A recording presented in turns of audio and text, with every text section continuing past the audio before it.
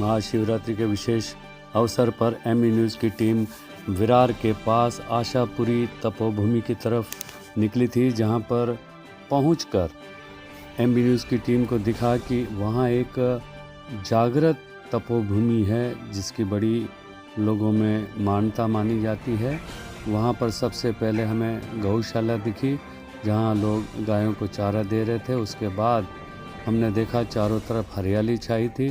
तभी हमें वहाँ के जो पंडित हैं संतोष, वो हमें लेने आए और अपना रास्ता बताते हुए हमें मुख्य मंदिर की तरफ ले गए। और हमने उस मुख्य मंदिर में जाकर के देखा किस तरीके से महाशिवरात्रि पर्व पर लोगों का एक बड़ा हुजूम पूजा पाठ करते हुए नज़र आया, क्योंकि महाशिवरात्रि का पर्व था। शिव जी की पूजा अर्चना वहाँ हो रही थी। लोग अपने अपने तरीके से वहाँ शिव की आराधना कर रहे थे। और ये मानता है कि ये मंदिर, ये जगह बहुत ही पवित्र है और यहाँ लोगों की मनोकामनाएं पूरी होती है। और कुछ लोग जो वहाँ पर दूध चढ़ाने के लिए खड़े थे, तो कुछ वहाँ पर बाकायदा विधिवत रुद्र अभिषेक करते हुए दिखे। और तपोभूमि, आशापुरी तपोभूमि के नाम से ये जगह वहाँ प्रसिद्ध है, जहाँ आसपास के लोग, जो मीरा भाईंदर से लेकर के विरार तक के लोग वहाँ दर्शन के लिए आते हैं। और बताया जाता है कि हर रविवार को लोगों की यहाँ बड़ी भीड़ रहती है और पूजा अर्चना यहाँ लोग करते हैं और जिसका फल उन्हें मिलता है, ऐसा कहा जाता है।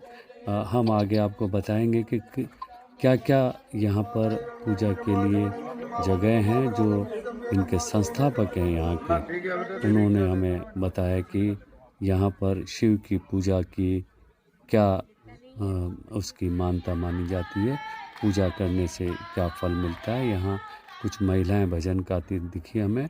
पास ही एक नदी बहती है जिसमें कहा जाता है कि कार्तिक स्नान के लिए यहाँ कई महिलाएं जो स्नान के लिए यहाँ एकत्रित होती हैं।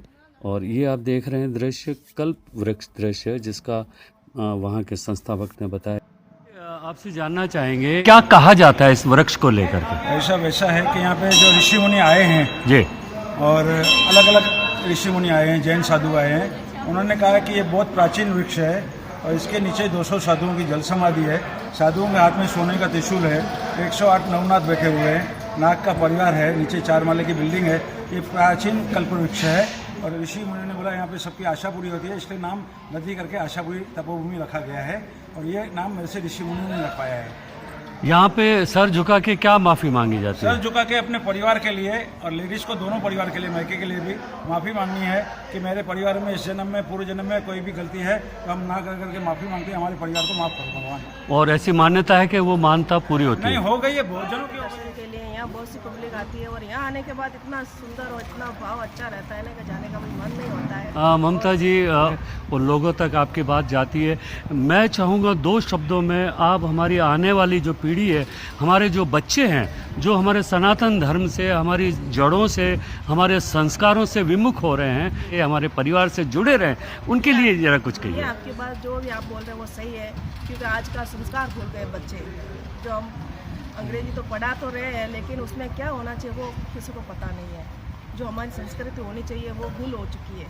तो मैं तो सब बच्चों को और माता पिता को यही बोलती हूँ कि अपनी संस्कृति लाइए, अपने हिंदू धर्म के अंदर जो करना है सो करिए।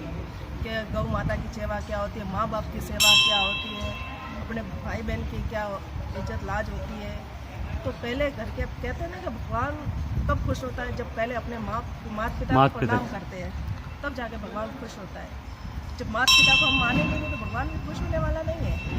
तो मेरा तो कहना यही है कि अपने बच्चों को अच्छे संस्कार दीजिए, ताकि बच्चे भी आगे बढ़ के वही काम करें जो आप करते हो। हमारे साथ हैं निर्मल मूलचंदानी जी, जो इसके ट्रस्टी हैं, इसके संस्थापक हैं, और उन्होंने इसी जगह की खोज की और आज वहाँ तक लेके आए हैं जहाँ हज़ारों लाखों लोगों का हुजूम त्योहारों पर यहाँ आता है और अपनी मनोकामनाएं मांगता है और पूरी होती हैं, ऐसा कहा जाता है इस जगह के बारे में।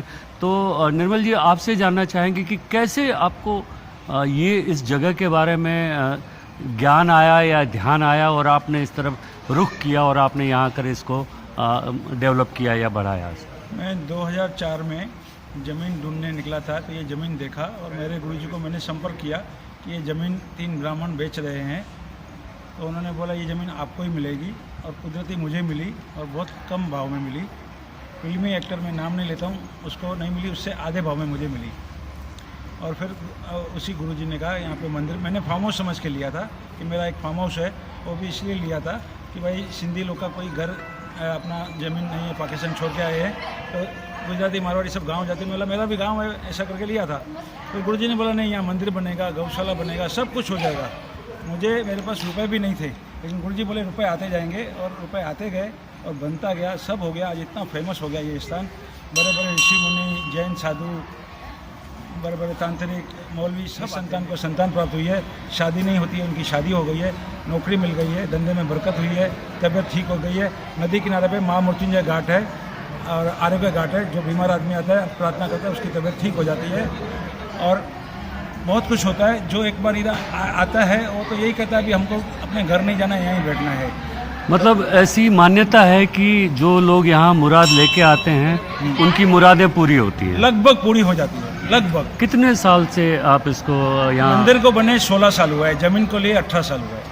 तो ऐसे कई लोग आपको मिले जिनकी यहाँ आने के समय जो तकलीफें थी? अरे भाई साहब, इतने लोगों की हुई है कि वो मेरे आके पाँव छूते हैं। मैं उनको मना करता हूँ कि मेरे पाँव मत छुओ, भगवान के पाँव छुओ जिन्होंने आपका काम किया है। शांति मिलती है, क्योंकि पारा का शिवलिंग है इधर मुंबई के अंदर किधर भी नहीं है, खाली इधर विरार में ही है पारा का शिवलिंग। और दूसरा इधर कल्प वृक्ष है। कल्प वृक्ष मनुष्य की हर इच्छाएं, बाधा, सुख शांति सब पूरा कर देती है। सबकी मनोकामनाएं पूरी होती है। हर रविवार को इधर हवन होता है, जो भी व्यक्ति आता है उसके लिए।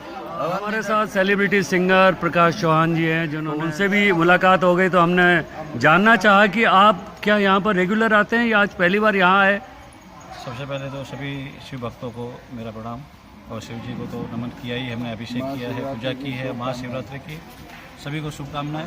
और यहाँ पे पहली बार आने का मौका मिला है, और हमारे जो महाराज है भरत महाराज मेरे साथ में बैठे हुए हैं, तो उनके साथ में ये मौका मिला है। आने से पहले जो मन में भावना थी, कल्पना थी, उससे कई गुना ज़्यादा यहाँ पे आने के बाद में हमें परम शांति मिली है। और यहाँ पे जो कल्प वृक्ष है उसके 108 फेरे करने के बाद में, तो अभी फेरे करके आया हूँ, बिल्कुल मन बिल्कुल शांत भाव निर्विकार हो गया इस समय बहुत ही। और ये पावन भूमि है, सात्विक है, और बहुत अच्छा लगा यहाँ। हमारे साथ है धर्मेश शास्त्री जी, जो खुद भी आध्यात्म को जानने वाले हैं और पंडित हैं, पूजा कर्मकांडी पंडित हैं। मैंने शुभकामनाएं देना चाहता हूँ। और जो आस्था बनी हुई है वो आप देख सकते हो, हर इंसान में लगभग कहीं ना कहीं पे भोले बाबा बैठे हुए हैं। इसलिए मैं सभी को बहुत बहुत धन्यवाद देता हूँ कि आस्था रखिए। और मैं एक एस्ट्रोलॉजर और पंडित होने के नाते भी बोलता हूँ कि हमारा सनातन को धर्म को भी ना भूले, और अपने घर के अंदर ही अगर मंत्र वगैरह बजते रहेंगे या बोलते रहेंगे, तो ज़रूरी नहीं है कि मतलब पंडित ही होने चाहिए। हम हर हिंदू या जो आस्था रखते हैं उन सभी को कहना चाहते हैं, ये सब अगर घर में भी अगर मंत्र वगैरह बजाते हैं, चाहे गाने में चाहे कोई, तो भी अपने आने वाली पीढ़ी को ये संदेश मिलता है कि हमारे माँ बाप जो है ये पूजा पाठ। हमारे साथ हैं प्लेबैक सिंगर राजेश तिवारी, और बहुत बड़े ऑर्गेनाइजर हैं फिल्म इंडस्ट्री में, उन्होंने काफ़ी काम किया है। आज शिवरात्रि के मौके पर एमबी न्यूज़ की टीम जिस जगह पर एक कवरेज करने पहुंची थी, तो हमें वहां कुछ कलाकारों की मौजूदगी का पता चला। तो हमने राजेश जी, हम जानना चाहेंगे आपसे कि इस जगह के बारे में कैसे आपको पता चला और कैसे आप यहाँ पहुँचे, और आज आपको क्या शिवरात्रि के दिन कैसा यहाँ आके लग रहा है, ज़रा बताएं। मुझे बहुत ही अच्छा लग रहा है, बहुत ही शांत माहौल है, बहुत ही प्यारा जगह है, भोलेनाथ का जगह। हमारे एक महाराज जी हैं, यहाँ पे पूजा के लिए हम लोगों को लेकर आए हैं, और हमारे सभी मित्रगण यहाँ पर आए हैं, कलाकार सभी लोग आए हैं, और बहुत ही शांत प्रिय जगह है। हम लोग भीड़ भाड़ में रहते हैं, रोज़ प्रोग्राम वगैरह करते हैं, बहुत बिजी शेड्यूल रहता है, मगर यहाँ पे आके ऐसा लग रहा है सब बिल्कुल।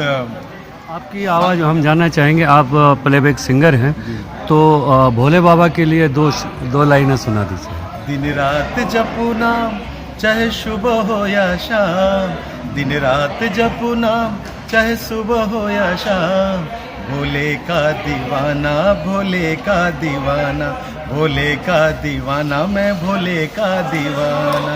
जय भोले, हर हर महादेव।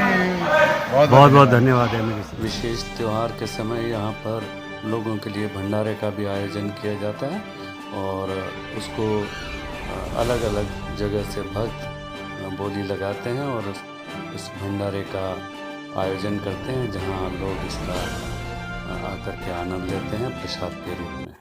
एमबी न्यूज़ के लिए मैं राजेश शर्मा। चैनल को सब्सक्राइब, लाइक और शेयर ज़रूर करें।